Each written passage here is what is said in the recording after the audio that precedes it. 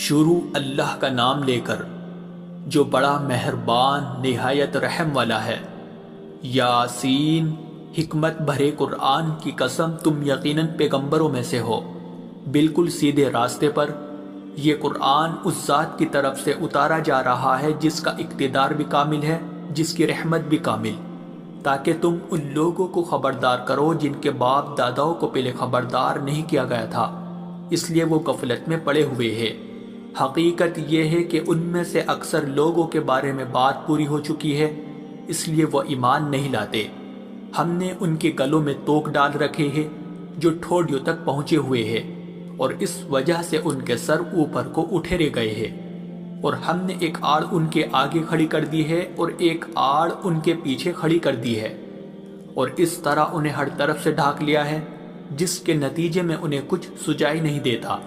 اور ان کے لیے دونوں باتیں برابر ہے، چاہے تم انہیں خبردار کرو یا خبردار نہ کرو، وہ ایمان نہیں لائے گے۔ تم تو صرف ایسے شخص کو خبردار کر سکتے ہو جو نصیحت پر چلے اور خدا رحمان کو دیکھے بغیر اس سے ڈرے، چنانچہ ایسے شخص کو تم مغفرت اور باعزت اجر کی خوشخبری سنا دو۔ یقیناً ہم ہی مردوں کو زندہ کریں گے، اور جو کچھ عمل انہوں نے آگے بھیجے ہیں ہم ان کو بھی لکھتے جاتے ہیں، اور ان کے کاموں کی جو اثرات ہیں ان کو بھی، اور ہم نے ایک واضح کتاب میں ہر چیز کا احاطہ کر رکھا ہے۔ اور اے پیغمبر،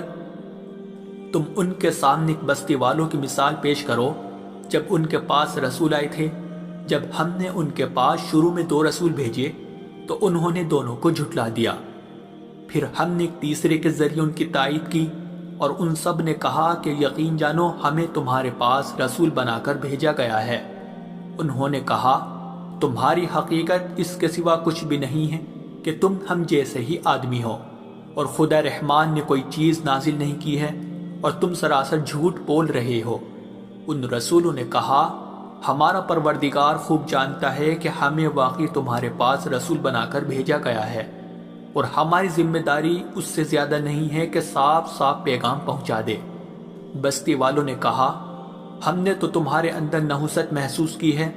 یقین جانو اگر تم باز نہ آئے تو ہم تم پر پتھر برسائے گی اور ہمارے ہاتھوں تمہیں بڑی دردناک سزا ملے گی۔ رسولوں نے کہا تمہاری نحوست خود تمہارے ساتھ لگی ہوئی ہے، کیا یہ باتیں اس لیے کر رہے ہو کہ تمہیں نصیحت کی بات پہنچائی گئی ہے؟ اصل بات یہ ہے کہ تم خود حد سے گزرے ہوئے لوگ ہو۔ اور شہر کے پلے علاقے سے ایک شخص دوڑتا ہوا آیا، اس نے کہا اے میری قوم کے لوگوں، ان رسولوں کا کہنا مان لو، ان لوگوں کا کہنا مان لو جو تم سے کوئی اجرت نہیں مانگ رہے اور وہ صحیح راستے پر ہے، اور بھلا میں اس ذات کی عبادت کیوں نہ کروں جس نے مجھے پیدا کیا ہے، اور اسی کی طرف تم سب کو واپس بھیجا جائے گا۔ بھلا کیا اسے چھوڑ کر میں ایسوں کو معبود مانوں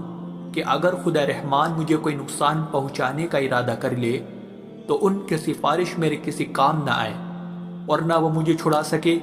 اگر میں ایسا کروں گا تو یقیناً میں کھلی گمراہی میں مبتلا ہو جاؤں گا۔ میں تو اپنے پروردگار پر ایمان لا چکا، اب تم بھی میری بات سن لو۔ آخر کار بستی والوں نے اسے قتل کر دیا، اور اللہ کی طرف سے اس سے کہا گیا کہ جنت میں داخل ہو جاؤ۔ اس نے جنت کی نعمتیں دیکھ کر کہا کہ کاش میری قوم کو معلوم ہو جائے کہ اللہ نے کس طرح میری بخشش کی ہے اور مجھے باعزت لوگوں میں شامل کیا ہے۔ اور اس شخص کے بعد ہم نے اس کی قوم پر آسمان سے کوئی لشکر نہیں اتارا، اور نہ ہمیں اتارنے کی ضرورت تھی، وہ تو بس ایک ہی چنگھاڑ تھی جس سے وہ ایک دم بجھ کر رہ گئے۔ افسوس ہے ایسے بندوں کے حال پر، ان کے پاس کوئی رسول ایسا نہیں آیا جس کا وہ مذاق نہ اڑاتے رہے ہو۔ کیا انہوں نے نہیں دیکھا کہ ان سے پہلے ہم نے کتنی قوموں کو اس طرح ہلاک کر چکے ہیں کہ وہ ان کے پاس لوٹ کر نہیں آتے؟ اور یہ جتنے لوگ ہیں ان سبھی کو اکٹھا کر کے ہمارے سامنے حاضر کیا جائے گا، اور ان کے لیے ایک نشانی وہ زمین ہے جو مردہ پڑی ہوئی تھی،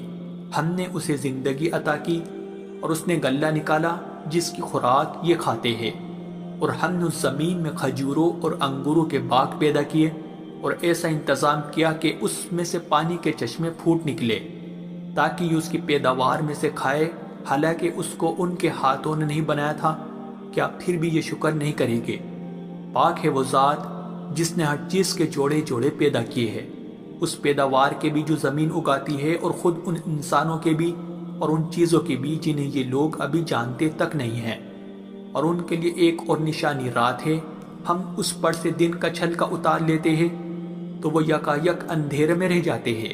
اور سورج اپنے ٹھکانے کی طرف چلا جا رہا ہے۔ یہ سب اس ذات کا مقرر کیا ہوا نظام ہے جس کا اقتدار بھی کامل ہے، جس کا علم بھی کامل، اور چاند ہے کہ ہم نے اس کی منزل تاب تول کر مقرر کر دی ہے، یہاں تک کہ وہ جب ان منزلوں کے دورے سے لوٹ کر آتا ہے تو کھجور کی پرانی ٹہنی کی طرح پتلا ہو کر رہ جاتا ہے۔ نہ تو سورج کی یہ مجال ہے کہ وہ چاند کو جا پکڑے، اور نہ رات دن سے آگے نکل سکتی ہے، اور یہ سب اپنے اپنے مدار، اور ان کے لیے ایک اور نشان یہ ہے کہ ہم نے ان کی اولاد کو بھری ہوئی کشتی میں سوار کیا، اور ہم نے ان کے لیے اسی جیسی اور چیزیں بھی پیدا کی جن پر یہ سواری کرتے ہیں، اور اگر ہم چاہیں تو انہیں غرق کر ڈالے، جس کے بعد نہ تو کوئی ان کی فریاد کو پہنچے اور نہ ان کی جان بچائی جا سکے۔ لیکن یہ سب ہماری طرف سے ایک رحمت ہے اور ایک معین وقت تک زندگی کا مزہ اٹھانے کا موقع ہے جو انہیں دیا جا رہا ہے۔ اور جب ان سے کہا جاتا ہے کہ بچو اس عذاب سے جو تمہارے سامنے ہے اور جو تمہارے مرنے کے بعد آئے گا تاکہ تم پر رحم کیا جائے، تو وہ ذرا کان نہیں دھرتے، اور ان کے پروردگار کی نشانیوں میں سے کوئی نشانی ایسی نہیں آتی جس سے وہ منہ نہ موڑ لیتے ہو۔ اور جب ان سے کہا جاتا ہے کہ اللہ نے تمہیں جو رزق دیا ہے اس میں سے غریبوں پر بھی خرچ کرو، تو یہ کافی لوگ مسلمانوں سے کہتے ہیں کہ کیا ہم ان لوگوں کو کھانا کھلائے جنہیں اگر اللہ چاہتا تو خود کھلا دیتا؟ مسلمانوں، تمہاری حقیقت اس کے سوا کچھ بھی نہیں کہ تم کھلی گمراہی میں پڑے ہوئے ہو، اور کہتے ہیں کہ یہ قیامت کا وعدہ کب پورا ہوگا؟ مسلمانوں بتاؤ اگر تم سچے ہو۔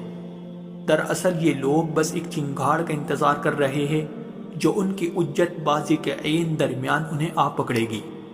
پھر نہ یہ کوئی وصیت کر سکے گے اور نہ اپنے گھر والوں کے پاس لوٹ کر جا سکے گے، اور سور پھونکا جائے گا تو یکایک اپنی قبروں سے نکل کر اپنے پروردگار کی طرف تیزی سے روانہ ہو جائے گے، کہے گے کہ ہائے ہماری کم بختی، ہمیں کس نے ہمارے مرکز سے اٹھا کھڑا کیا ہے؟ جواب ملے گا کہ یہ وہی چیز ہے جس کا خدا رحمان نے وعدہ کیا تھا اور پیغمبروں نے سچی بات کہی تھی، اور کچھ نہیں، بس ایک زور کی آواز ہوگی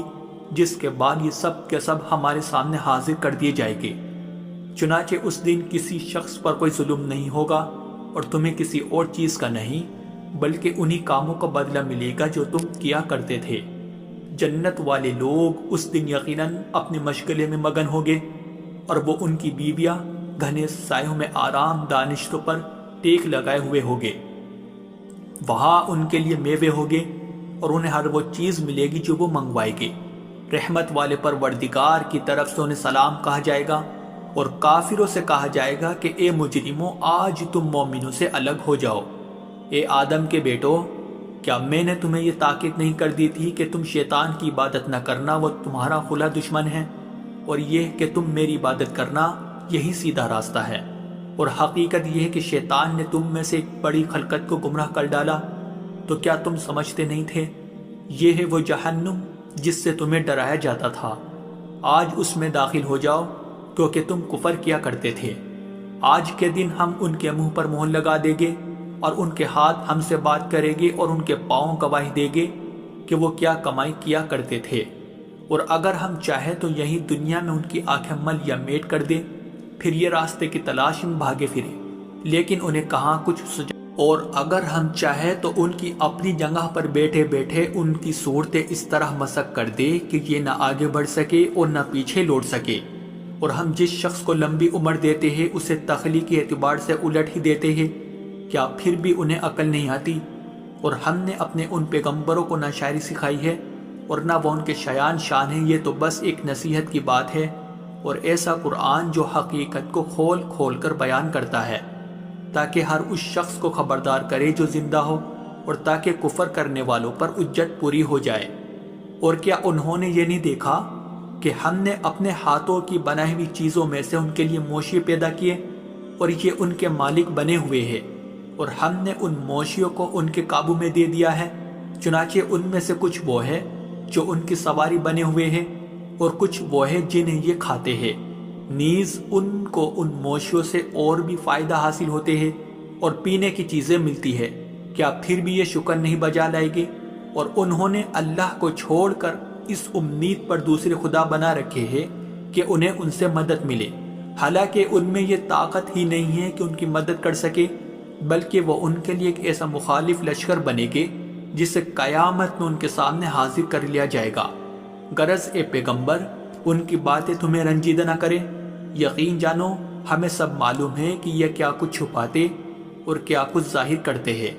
اور کیا انسان نے یہ نہیں دیکھا کہ ہم نے اسے نطفے سے پیدا کیا تھا، پھر اچانک وہ کھلم کھلا جھگڑا کرنے والا بن گیا۔ ہمارے بارے میں تو وہ باتیں بناتا ہے اور خود اپنی پیدائش کو بھلا بیٹھا ہے، کہتا ہے کہ ان ہڈیوں کو کون زندگی دے گا جب کہ وہ گل چکی ہوگی۔ کہہ دو کہ ان کو وہی زندگی دے گا جس نے انہیں پہلی بار پیدا کیا تھا، اور وہ پیدا کرنے کا ہر کام جانتا ہے۔ وہی ہے جس نے تمہارے لیے سرسبز درخت سے آگ پیدا کر دی ہے، پھر تم ذرا سی دیر میں اس سے سلگانے کا کام لیتے ہو۔ بھلا جس ذات نے آسمانوں اور زمین کو پیدا کیا ہے،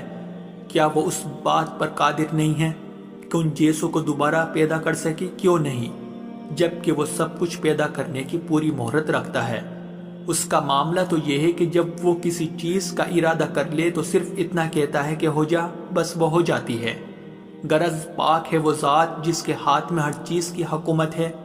اور اسی کی طرف تم سب کو آخر کار لے جایا جائے۔